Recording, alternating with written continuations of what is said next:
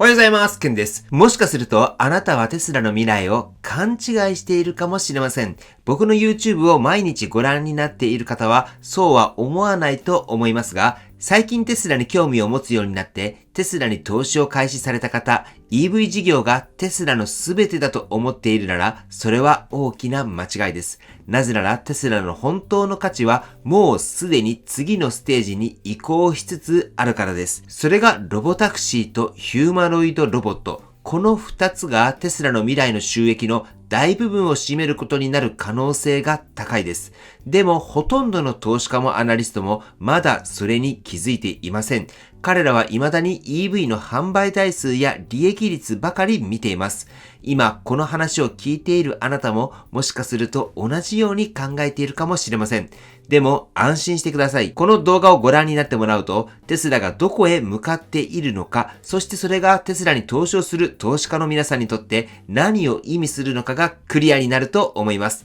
ではなぜテスラは EV メーカーではなく AI とロボットの企業へと進化しているのか、そしてそれがどれほどのインパクトを持っているのか、今日はその解説をしていきます。ぜひ今日も最後までご覧になってください。今日の動画はここ最近テスラに投資を始めたという方、最近テスラに興味があるって方に向けてこれからのテスラについて解説をしていきたいと思います。それでは内容に入っていきます。まずテスラといえば EV メーカー、そう思っている方はまだまだ多いですよね。でもちょっと考えてみてください。今から10年後もテスラのビジネスの中心が EV の販売だと思いますか？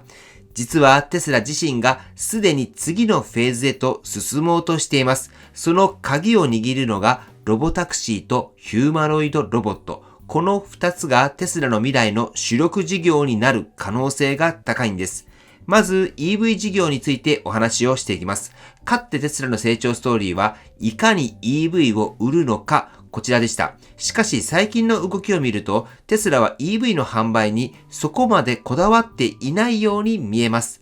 例えば新工場の計画を保留にしたり、低価格モデルの投入を急いでいなかったり、けどその理由はシンプルなんです。EV を売ることよりももっと大きなビジネスが目の前にあるからなんです。それがロボタクシーです。テスラは2025年にもロボタクシーサービスを開始する予定です。これが実現すれば今までとは全く違う収益モデルになります。EV を1台売って終わりではなく、ロボタクシーが走るたびにテスラは収益を得ることができます。まるでスマホのアプリ課金のように継続的な利益を生み出すモデルになるんです。さらにその次に控えているのがヒューマノイドロボットオプティマス。テスラはこれを工場や物流センターだけではなく家庭にも導入しようとしています。もしこのロボットが本格的に普及すれば世界中の労働市場が大きく変わる可能性があります。今私たちが EV がどれくらい売れるのか、これを気にしていますが、将来的にはテスラのロボットがどれくらい働いているのか、これがもっと重要な指標になるかもしれません。つまりテスラの未来は EV の販売ではなく、ロボタクシーとヒューマノイドロボットにあります。これを理解できているかどうかが今後の投資戦略を大きく左右することになります。では、この未来を支える最大の要素は何なのか、それは AI です。次はテスラの AI 戦略とそれを支える XAI の Grok3 について見ていきます。はい。ではここからはテスラの未来を支える最大の要素である AI について見ていきます。ロボタクシーもヒューマノイドロボットもただのハードウェアではなく、その頭脳となる AI がどれだけ優れているのか、これが全てを決めます。そしてここで登場するのがイーロン・マスクさんが率いる XAI です。そして最近発表された Grok3 です。Grok3 は今のところ世界最高レベルの AI だと評価されています。なぜなら過去のどのモデルよりも急激な進化を遂げたからです。例えば OpenAI のチャット GPT は2020年頃から大きく成長してきました。一方 XAI の Grok は2023年にようやく本格的に開発が始まりました。つまり Grok はスタートが圧倒的に遅かったんです。ところがたったの 1,2 年で Grok3 は業界トップの AI へと成長しました。どうしてこんなことが可能だったのでしょうか？その秘密は圧倒的な計算力にあります。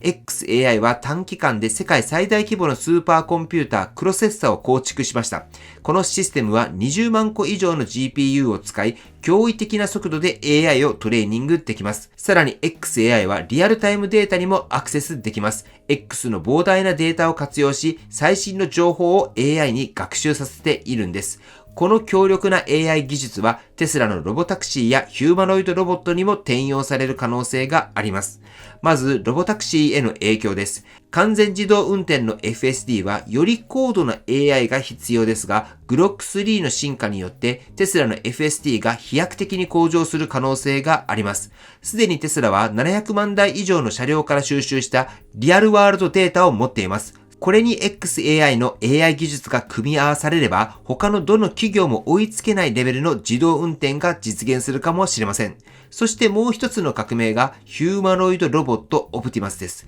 このロボットは FSD と同じく周囲の環境を認識し、適切な行動をとる必要があります。つまりロボタクシーで培った AI 技術を応用すれば、オプティマスは短期間で驚異的な進化を遂げる可能性があるんです。テスラは EV メーカーではなく AI 企業としての道を歩み始めています。そしてその未来を加速させるのが XAI と Grok 3。では、ここで一つの疑問が浮かびます。なぜ市場の多くのアナリストは未だにこの変化に気づいていないのか。次は市場がまだ気づいていないところについての進化、こちらについてお話をしていきます。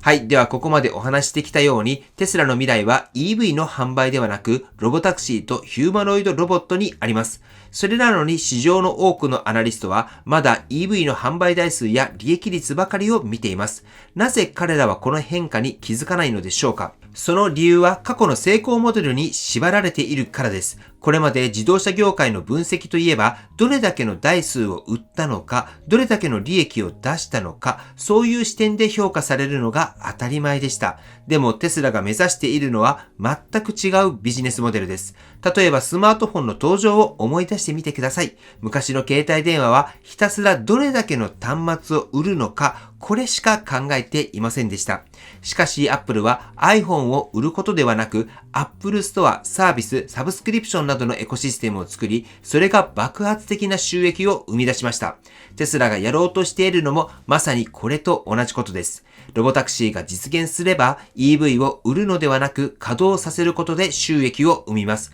オプティマスが普及すれば人間の労働を代替することで継続的な価値を生み出します。僕の予想ではオプティマス専用のアプリなんかもできるのではないかと思っています。そうなると Apple のスマホでの収益をそのままオプティマスで行えるようになるかもしれません。例えばオプティマスに料理のアプリを入れることによってオプティマスが料理ができるようになるとかですね。その料理も日本料理のアプリとかフランス料理のアプリとかそういったのができるかもしれませんよね。この収益の構造が変わるっていう視点を持っているかどうかでテスラへの投資判断っていうのは全く変わってくるんです。しかし市場の多くのアナリストはこうした変化を評価モデルに組み込めていません。彼らは EV の販売が鈍化している。だからテスラの成長は止まるっていうような単純なロジックで考えてしまうんです。でもそれは完全に間違った見方です。本当に重要なのは EV が何台売れるのかではなくってテスラの AI が何台のロボタクシーを動かしていくのか、オプティマスがどれだけの労働を代替してくれるのか、ここを見ないとテスラの本当の価値は見えてこないんです。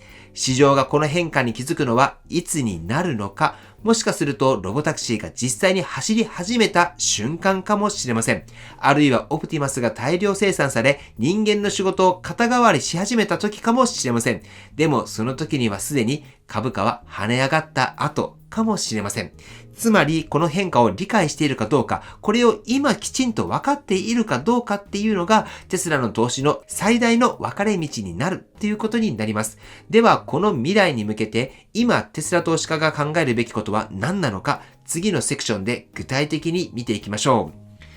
はい。では、ここまで話してきたように、テスラの未来はロボタクシーとヒューマノイドロボットにあります。では、これを理解した上で、今、テスラの投資家は何を考えるべきなのか。まず、最も重要なのは視点を変えるということです。これまでの EV メーカーとしてのテスラを見る視点、これだったら未来の成長を正しく評価できません。テスラを AI 企業、そしてロボタクシーとヒューマノイドロボットのプラットフォーム企業として捉える必要があります。EV の販売台数が増えないからといってテスラの成長が止まるわけではありません。むしろロボタクシーやオプティマスが普及すれば EV を売るよりもはるかに大きな収益が得られる可能性があります。今後テスラのビジネスモデルは販売モデルから稼働モデルへとシフトしていきます。これはスマホが端末を売るビジネスからアプリやサブスクで稼ぐビジネスに変わったのと同じ流れです。この転換をいち早く理解できた投資家だけが大きなリターンを手に入れることになります。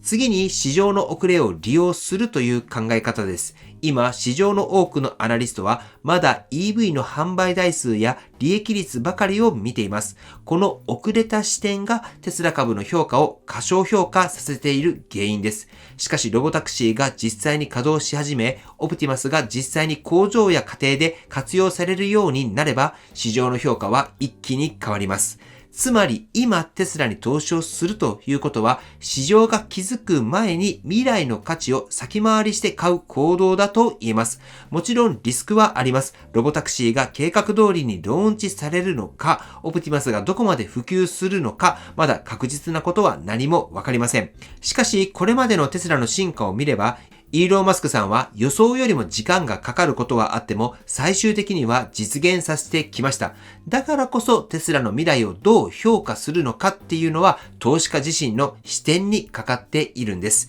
EV メーカーとしてのテスラに投資をするのか、それとも AI とロボットの未来に投資をするのか、この判断がこれからの5年、10年で大きな差を生むことになると僕は思います。では最後にこの動画をまとめて今後のテスラの重要なイベントについて整理をしていきましょう。はい。では、ここまでテスラの未来について話してきました。ポイントを振り返ると重要なのは3つです。1つ目は、テスラは EV メーカーではなく AI 企業へと進化しています。ロボタクシーとヒューマノイドロボットが今後の収益の中心になる可能性が高いです。そして2つ目は XAI と Grok3 の進化がテスラの AI 戦略を加速させます。テスラの自動運転技術やオプティマスの開発スピードは AI の進化と密接に関係しています。そして3つ目は市場の評価は遅れているということになります。多くのアナリストは未だに EV 販売の数字ばかりを見ています。しかし本当に重要なのはテスラの AI がどれだけのロボタクシーを動かし、どれだけのロボットが動くのかという視点になります。では、この未来が現実になるのはいつなのか、テスラにとって今後の重要なイベントを確認しておきましょう。まずはロボタクシーのローンチです。2025年の6月に最初のサービスを開始すると言われています。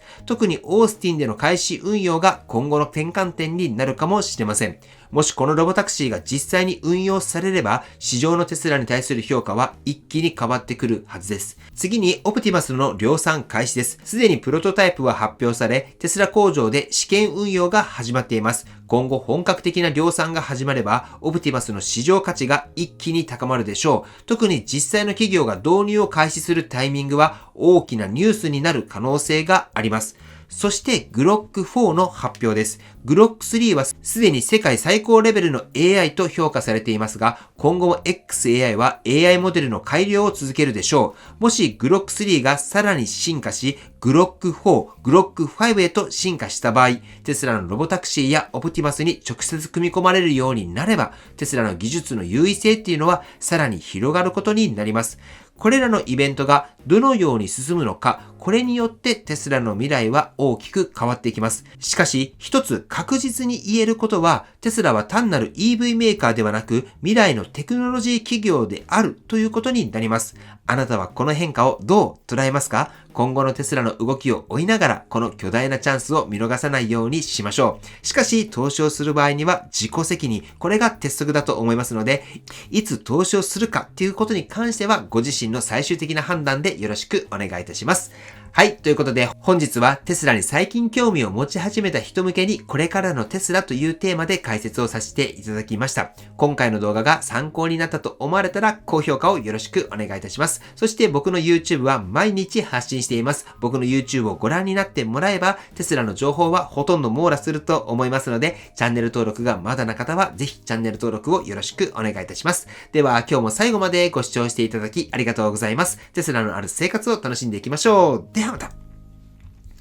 追伸です。まず、エコファクトリーさんの東京支社での輻射熱の体感会を3月1日土曜日に行います。今週の土曜日となっています。ぜひ、輻射熱を体感されたい方は、僕の公式 LINE の方でお問い合わせの方をよろしくお願いいたします。そして現在僕の方では5つのサービスを提供しています。まずはネットショップです。テスラオーナーさん向けのアクセサリーを販売しています。ボクシブブランドとモディファイブランドも取り扱っていますので、ぜひショップの方に来られてみてください。そして2つ目は中古テスラの情報提供です。中古でテスラを購入したいと思われている方に向けての中古情報を提供しています。そして3つ目は太陽光や蓄電池の導入を検討されている方に向けての無料相談です。こちらはセカンドオピニオン的な感じで利用してもらえればと思います。専門家の方をおつなぎします。そしてテスラに関する情報交換できるオープンチャット、太陽光や蓄電池、環境に関する情報を交換できるオープンチャットを運営しています。この5つのサービスに関しては僕の公式 LINE の方でそれぞれ問い合わせ並びに参加ができますので、興味がある方は公式 LINE よりよろしくお願いいたします。はい。では今日も最後までご視聴していただきありがとうございます。素敵な一日をお過ごしください。ではまた。